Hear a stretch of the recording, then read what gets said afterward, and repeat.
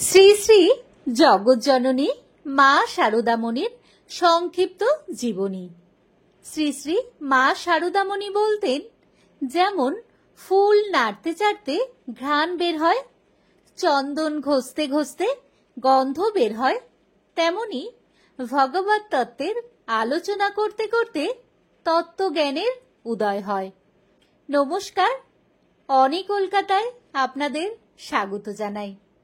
মা শারদামণির পিতা রামচন্দ্র মুখোপাধ্যায় ও মাতা শ্যামাসুন্দরী দেবী অত্যন্ত ধর্মপরায়ণ ছিলেন। কথিত আছে, শারদা দেবীর জন্মের আগে তার পিতা রামচন্দ্র ও শ্যামাসুন্দরী দেবী উভয়ই দিব্য দর্শনে দেখেছিলেন যে মহাশক্তি তাদের কন্যা রূপে জন্ম নিতে চলেছেন। 1853 সালের 22শে ডিসেম্বর পশ্চিমবঙ্গের বাঁকুড়া জেলার বিষ্ণুপুর মহকুমার অন্তর্গত প্রত্যন্ত গ্রাম জয়রামবাটির এক দরিদ্র ব্রাহ্মণ পরিবারে শারদা দেবীর জন্ম হয়। জন্মের পর প্রথমে শারদা দেবীর নাম রাখা হয়েছিল ক্ষেমঙ্করী। বাল্যকালে সাধারণ গ্রামবাসী বাঙালি মেয়েদের মতো শারদা দেবীর জীবনও ছিল অত্যন্ত সরল ও সাদাসিধে। ঘরের সাধারণ কাজকর্মের পাশাপাশি ছেলেবেলায় তিনি তার ভাইদের দেখাশোনা করতেন, গরুদের আহারের জন্য ঘাস কাটতেন, ধান খেতে মানুষদের জন্য খাবার নিয়ে যেতেন। শারদা দেবীর প্রথাগত বিদ্যালয় শিক্ষা একেবারেই ছিল না। ছেলেবেলায় মাঝে মাঝে ভাইদের সঙ্গে পাঠশালায় যেতেন। তখন তার কিছু অক্ষর জ্ঞান হয়েছিল। ছোটবেলার কথা বলতে গিয়ে শারদা দেবী বলেছিলেন, ছেলেবেলায় দেখতুম আমারই মতো মেয়ে সর্বদা আমার সঙ্গে সঙ্গে থেকে আমার সকল কাজের সহায়তা করত, আমার সঙ্গে আমোদ আহ্লাদ করত, কিন্তু অন্য লোক এলেই আর তাকে দেখতে পেতুম না। 10-11 বছর পর্যন্ত এই রকম হয়েছিল। মাত্র 5 বছর বয়সে শ্রী রামকৃষ্ণের সহিত তার বিবাহ হয়। শ্রী রামকৃষ্ণদেবের বয়স তখন 23। এই সময় শ্রী রামকৃষ্ণদেব কঠোর ব্রহ্মচর্য অনুশীলন করছিলেন। তাই তার মা ও দাদারা মনে করেন এই বিবাহের ফলে তার সাংসারিক ক্ষেত্রে মন স্থিত হবে। বলা হয়, শ্রী রামকৃষ্ণই তার মাকে পাত্রীর সন্ধান দিয়ে বলেছিলেন, তোমরা বৃথাই পাত্রী খুঁজে বেড়াচ্ছ, জয়রামবাটির রামচন্দ্র মুখোপাধ্যায়ের বাড়ি যাও, সেখানেই পাত্রীর সন্ধান পাবে। বিবাহের পরেও শারদা দেবী তার পিতামাতার তত্ত্বাবধানেই রইলেন। শ্রী রামকৃষ্ণদেব ফিরে গেলেন দক্ষিণেশ্বরে। এরপর 14 বছর বয়সে প্রথম শারদা দেবী কামারপুকুরে আসেন। ধ্যান ও আধ্যাত্ম জীবনের প্রয়োজনীয় নির্দেশ তিনি পান তার স্বামীর থেকে। 18 বছর বয়সে তিনি শোনেন তার স্বামী পাগল হয়ে গেছেন। তখন তিনি দক্ষিণেশ্বরে শ্রী রামকৃষ্ণদেবকে দেখতে আসার সিদ্ধান্ত নিলেন। তিনি দেখলেন শ্রী রামকৃষ্ণদেব তখন সত্যিই এক মহান আধ্যাত্মিক গুরু। এই সময় শারদা দেবী ও দিব্য মার্তিকাকে অভিন্ন জ্ঞান করে শ্রী রামকৃষ্ণদেব ষোড়শী পূজার আয়োজন করেন। কালীর আসনে বসিয়ে পুষ্প ও উপাচার দিয়ে শ্রী রামকৃষ্ণদেব পূজা করেন তাকে। অন্য সকল নারীর মতো শারদা দেবীকেও তিনি দেবীর অবতার বলে মনে করতেন। ভক্তগণ তাকে শ্রী শ্রী মা নামে অভিহিত করে থাকেন। ফল হারিণী কালী পূজার রাতে তিনি ধর্মীয়ভাবে তাকে ঐশ্বরিক মা হিসাবে পূজা করেছিলেন। শ্রী রামকৃষ্ণদেবের মৃত্যুর পর অবশিষ্ট জীবন শারদা দেবী অতিবাহিত করেন জয়রামবাটি ও কলকাতায়। তার সমগ্র জীবন ছিল স্বামী, ভ্রাতা ও ভাতৃ পরিবারবর্গ এবং তার আধ্যাত্মিক সন্তানদের প্রতি সেবা ও আত্মত্যাগে উৎসর্গীকৃত। শ্রী রামকৃষ্ণের শিষ্যগণ তাকে আপন জননীর আসনে বসাতেন।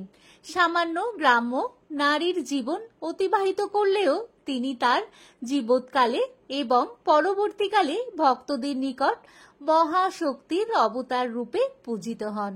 জয়রামবাটিতে তিনি জীবনের অধিকাংশ সময় অতিবাহিত করেন। দক্ষিণেশ্বরে দক্ষিণ ভাগে নহবতে থাকতেন সারদা দেবী। এখন এটি একটি মন্দির। শ্রীরামকৃষ্ণদেব তাকে আধ্যাত্মিক জীবনযাপনের প্রয়োজনীয় নির্দেশ দান করেন। এগুলির মধ্যে প্রধান ছিল জপ ও ধ্যানের নির্দেশিকা। প্রতিদিন রাত ৩টের সময় ঘুম থেকে উঠতেন এবং সর্বদা লজ্জাপটাবৃত ছিলেন বলে সূর্যোদয়ের পূর্বে নির্জনে গঙ্গা স্নান সম্পন্ন করতেন। বেলা ১টার আগে যতক্ষণ না লোকজনের আনাগোনা বন্ধ হতো তিনি বাইরে বের হতেন না। তিনি এতটাই নিঃশব্দে এবং অলক্ষিত হয়ে বাস করতেন যে মন্দিরের ম্যানেজার একবার বলেছিলেন, আমরা জানতাম তিনি এখানে বাস করেন, কিন্তু কোনোদিন চোখে দেখিনি। কথিত আছে শ্রীরামকৃষ্ণদেব দিব্য দৃষ্টিতে দেখেছিলেন যে তার আধ্যাত্মিক প্রচার কার্য পরবর্তীকালে চালিয়ে নিয়ে যাবেন সারদা দেবী।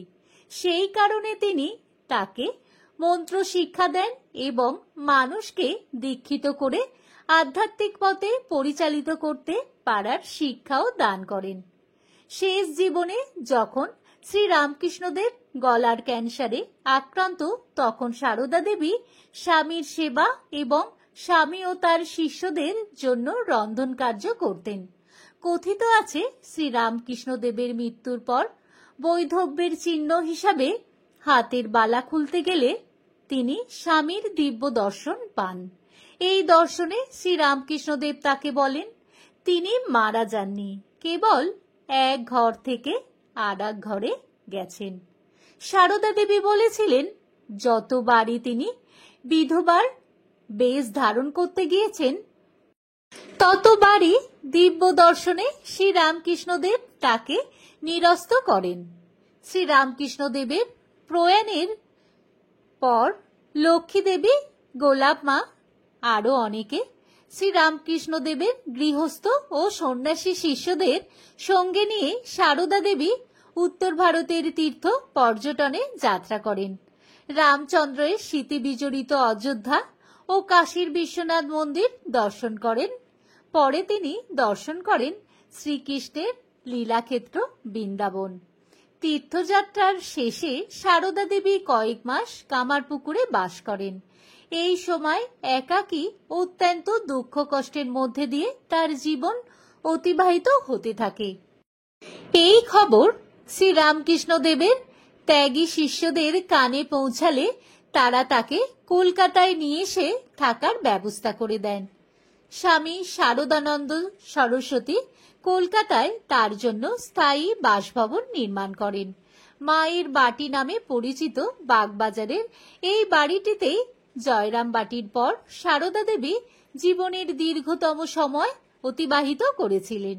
প্রতিদিন অগণিত ভক্ত এই বাড়িতে তার দর্শন, উপদেশ ও দীক্ষা লাভের আশায় ভিড় জমাতেন। তার মাতৃসমা মূর্তি ও মাতৃসুলভ ব্যবহার সকলকে মানসিক শান্তি দিত। তার নিজের সন্তানাদি না থাকলেও শিষ্য ও ভক্তদের তিনি মনে করতেন তার আধ্যাত্মিক সন্তান। মানবতার ইতিহাসে এমন আর কোনো নারী নেই যিনি নিজেকে পশু পাখি সহ সকল প্রাণীর মা হিসাবে দেখেছেন এবং তার সন্তানের মতো তাদের সেবা করার জন্য সারা জীবন কাটিয়েছেন, সীমাহীন ত্যাগ ও আত্মত্যাগের মধ্য দিয়ে। জীবনের শেষ দিনগুলি জয়রাম বাটিতে তার স্বাস্থ্য ভেঙে পড়ে। আসক্ত অবস্থায় মাকে কলকাতায় আনা হয়। 5 মাস তিনি রোগ যন্ত্রণায় অত্যন্ত কষ্ট পান। ম্যালেরিয়া আক্রমণে স্বাস্থ্যের অবনতি ঘটে। 1920 সালের 20 জুলাই রাত 1:30টায় কলকাতার ভবনে তার প্রয়াণ ঘটে। বেলুর মঠে গঙ্গার তীরে তার শেষকৃত্য সম্পন্ন হয়। এই স্থানটিতেই বর্তমানে গড়ে উঠেছে শ্রী শ্রী মা সারদা দেবীর সমাধি মন্দির। মা সারদা দেবীর কিছু উক্তি। মা বলতেন, আমি সত্যিকারের মা।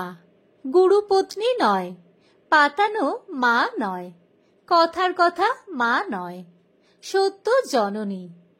যেমন ফুল নাড়তে চাড়তে ঘ্রাণ বের হয়, চন্দন ঘষতে ঘষতে গন্ধ বের হয়, তেমনি ভগবত তত্ত্বের আলোচনা করতে করতে তত্ত্বজ্ঞানের উদয় হয়। যদি শান্তি চাও, কারো দোষ দেখো না, দোষ দেখবে নিজের। জগৎকে আপনার করে নিতে শেখো, কেউ পর নয়, জগৎ তোমার। ভালোবাসায় সব কিছু হয়, জোর করে কায়দায় ফেলে কাউকে দিয়ে কিছু করানো যায় না। সৎ সঙ্গে মেশো, ভালো হতে চেষ্টা করো, ক্রমে সব হবে। কাজ করা চাই, কর্ম করতে করতে কর্মের বন্ধন কেটে যায়, তবে নিষ্কাম ভাব আসে। একদণ্ড কাজ ছেড়ে থাকা উচিত নয়। মনটাকে বসিয়ে আলগা না দিয়ে কাজ করা ঢের ভালো। মন আলগা হলে যত গোল বাধায়। আমি সতেরো মা, অসতেরো মা। কত সৌভাগ্য মা এই জন্ম। খুব করে ভগবানকে ডেকে যাও। খাটতে হয়, না খাটলে কি কিছু হয়? সংসারে কাজকর্মের মধ্যেও একটি সময় করে নিতে হয়। একজনকে কঠোর পরিশ্রম করতেই হবে। কেউ কি পরিশ্রম ছাড়া কিছু অর্জন করতে পারে? দিনের ব্যস্ততম সময়ের মধ্যেও আপনাকে অবশ্যই প্রার্থনার জন্য কিছু সময় দিতে হবে। ভিডিওটি ভালো লাগলে লাইক, শেয়ার ও সাবস্ক্রাইব করে দেবেন। সবাই ভালো থাকবেন।